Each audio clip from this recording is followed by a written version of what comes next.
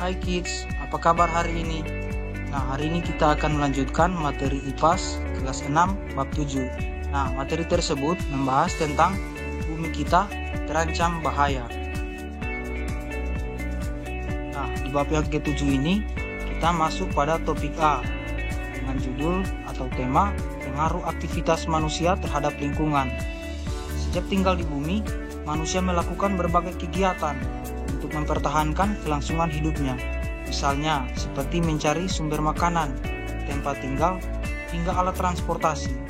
Itu semua awalnya masih sederhana, hingga akhirnya berkembang begitu pesat saat ini. Nah, ternyata proses perubahan pola kehidupan manusia tersebut berpengaruh terhadap lingkungan kita. Lalu, apa saja aktivitas manusia yang berpengaruh terhadap lingkungan? Ada dua pengaruh aktivitas manusia yang memengaruhi lingkungan, yaitu pengaruh positif dan pengaruh negatif. Nah, yang pertama yaitu contoh pengaruh negatif aktivitas manusia terhadap lingkungan. Nah, yang pertama itu pencemaran udara. Penggunaan kendaraan bermotor, pembakaran bahan bakar fosil, pabrik, dan industri lainnya menghasilkan polusi udara. Emisi gas rumah kaca seperti karbon dioksida dapat menyebabkan pemanasan global dan perubahan iklim yang tidak stabil. Kemudian, pencemaran air. Limbah industri dan domestik yang tidak diolah dengan baik dapat mencemari sumber air, termasuk sungai dan danau. Pencemaran air juga disebabkan oleh pembuangan limbah dari pertanian, pemukiman manusia, dan kegiatan pertambangan. Yang ketiga, penebangan hutan. Hutan memberi manfaat bagi manusia.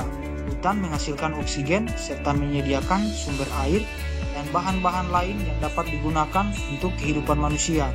Tapi sayangnya, masih banyak pihak yang tak bertanggung jawab dan menebang pohon secara liar dan tak melakukan penanaman kembali atau biasa disebut dengan reboisasi. Penggunaan sumber daya alam, kegiatan manusia yang berlebihan, dan overkonsumsi sumber daya alam seperti air, kayu, dan bahan bakar fosil menyebabkan kekeringan, deforestasi atau penggundulan hutan, dan penipisan sumber daya yang tidak berkelanjutan. Nah, perlu kalian ketahui bahwa pengaruh aktivitas manusia terhadap lingkungan tersebut tidak hanya berdampak negatif, tetapi juga berdampak positif. Nah, berikut contohnya. Yang pertama, penemuan sumber energi alternatif.